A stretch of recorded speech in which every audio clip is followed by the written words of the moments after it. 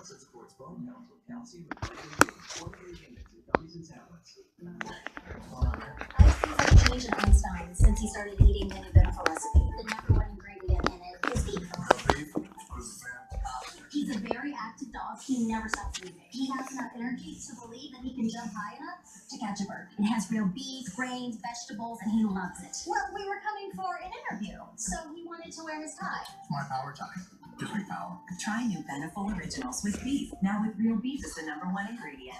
Healthful, flavorful, Beneful. It's the Phillips lady. Anyone ever have occasional constipation, diarrhea, gas, or bloating? She does. Help defend against those digestive issues. Take Phillips Colon Health Probiotic Caps daily with 3 types of good bacteria. 400 likes? Wow. Phillips, be good to your gut. Yes, what if you could help me? Can you say love it? Oh, love it. Can you say, hey, that's the spirit of, Sing, sing, baby, maybe I love you, oh yes.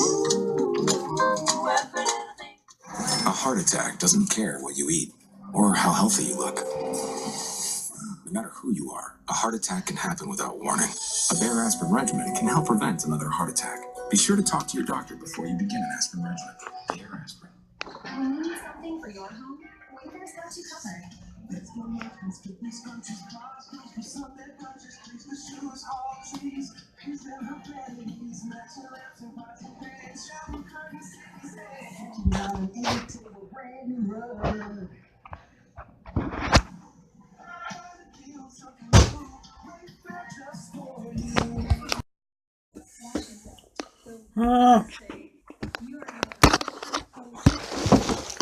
I'm going to go out to a dance, and you leave your boots outside. Speaking about the, exposure pathway, and just that center alone, they conducted more than 1,500 separate activities in Yakima Valley, and they reached more than 15,000 people. In fact, the grant is adding backing up, and they have been providing feedback, individual feedback to people regarding what they found in their blood and what is going on with them. Even children are sitting in the meetings when they're providing the feedback.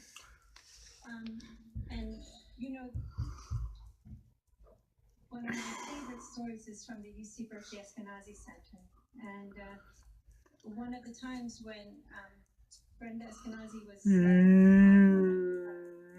one of the events in the community, and I must say that they have done more than 540 presentations in the community during the life of their grant.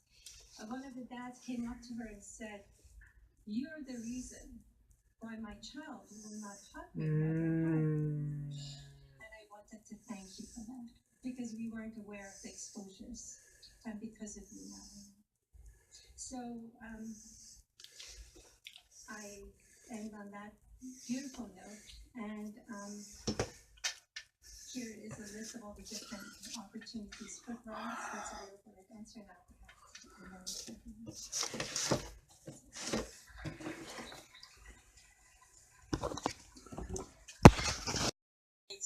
So, as Linda likes to say, you can't change your genes, but you can change your environment. Next slide. So, issues of why children are important to us, but they're not as healthy as they used to be. So, we know that 1 in 6 children in the U.S. have a developmental disability, and we know this has actually significantly grown in the past decade by about 17%. And that 14% of our children are under the age of 18 have been diagnosed with asthma, and that 32% of our children are considered overweight or obese in the last assessment in 2010.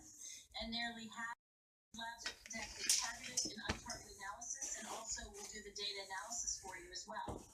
Next. So in order to really start creating an opportunity for collaboration, NIEHS created a catalog of all of its funded epidemiology studies. This is going to give a really nice internal and external picture of what we fund, who we fund, and also this database will help folks understand the science we fund and also where there could be potential collaborations. Next, please.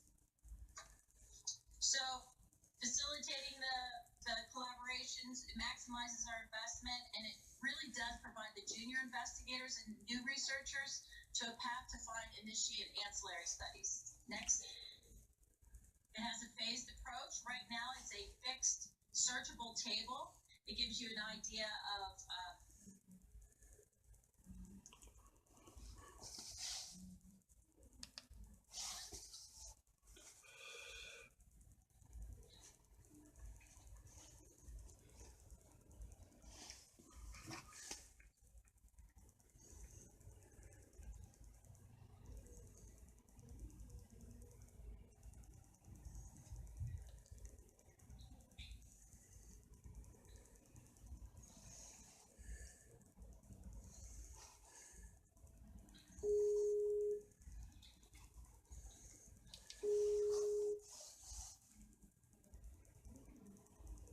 okay, where'd we lose me? Okay.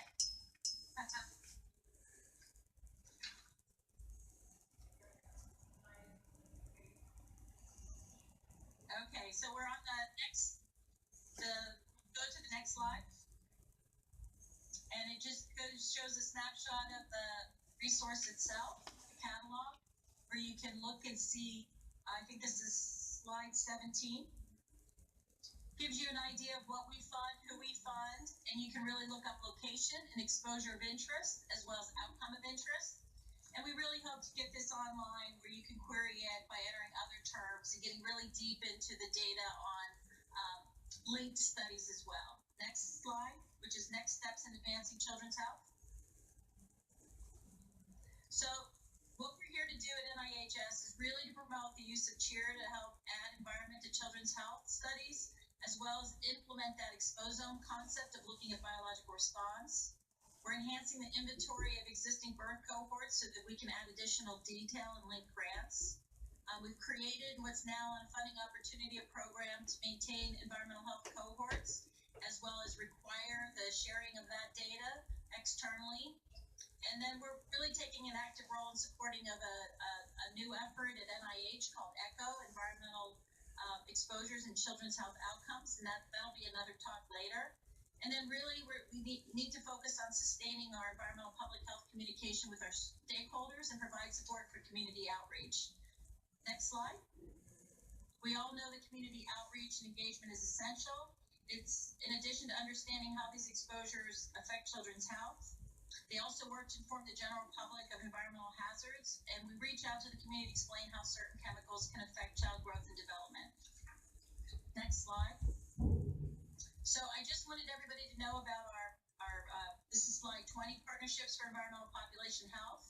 This is a way that we can provide multiple ways for researchers and community members to obtain support and innovative creative activities within our network. Next slide.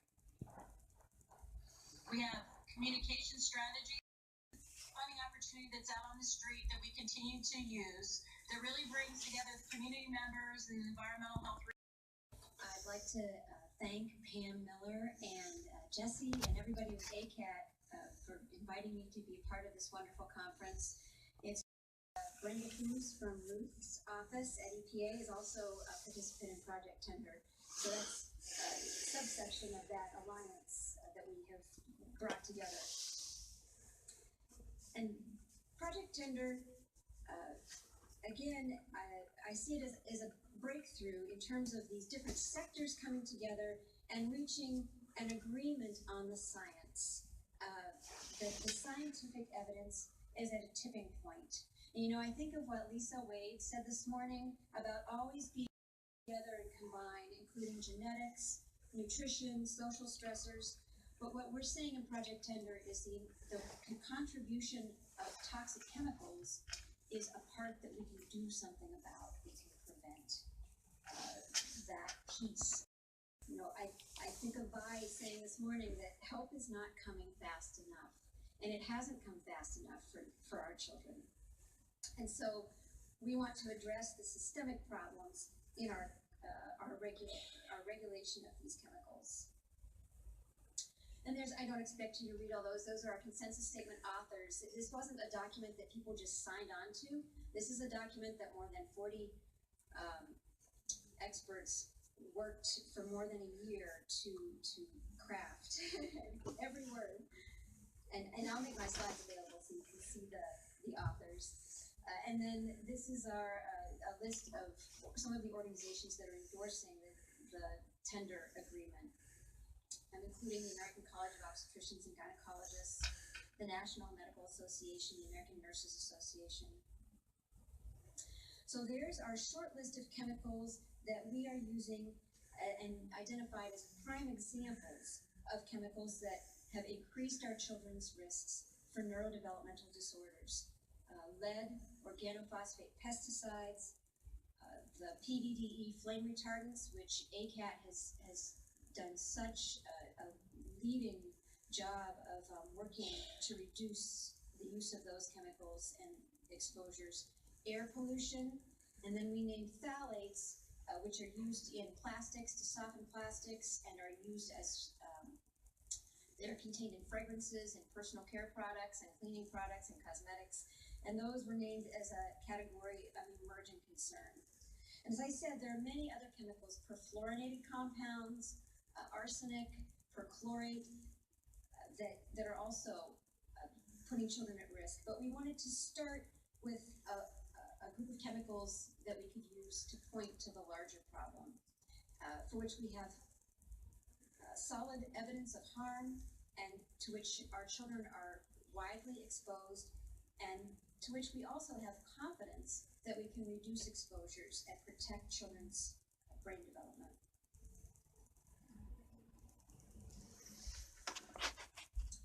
And then we NPR affiliate stations interviewing a lot of our experts across the country. We held a congressional briefing that was attended by 60 House, Senate, and agency staffers, including staffers from Senator Murkowski's office, who are now in touch with us because they'd like to find out more about what we're saying needs to happen to reduce these exposures. And then we had an article that was just published on the tender consensus statement in the Journal of the American Medical Association. And I found out on Monday that the journal Pediatrics will be publishing an article on the tender consensus statement. So that's all to say that we have a lot of momentum, but we see the consensus statement and this agreement, this breakthrough, as just the first step. It's not an end in itself. And so our experts, our scientists, and health professionals and advocates are committed to taking those next steps together. And that's through developing recommendations specific to reducing that short list of chemicals I talked about, to working to propose and help to establish a new process, a better process for identifying chemicals that harm our children's brain development, to continue to collaborate with policymakers and our partners across the country, to provide expertise and influence to the federal agencies that are regulating these chemicals, and to continue, we have another wave of major medical and scientific associations reviewing the consensus statement, and we'll decide whether to endorse it or not as another means of disseminating this information and raising awareness. And we intend to continue to engage at all levels, and this conference has been a wonderful example of our tender participants helping us to spread the word. For more information, you can visit our website or talk to me. I'm here both days, and I thank you for your attention.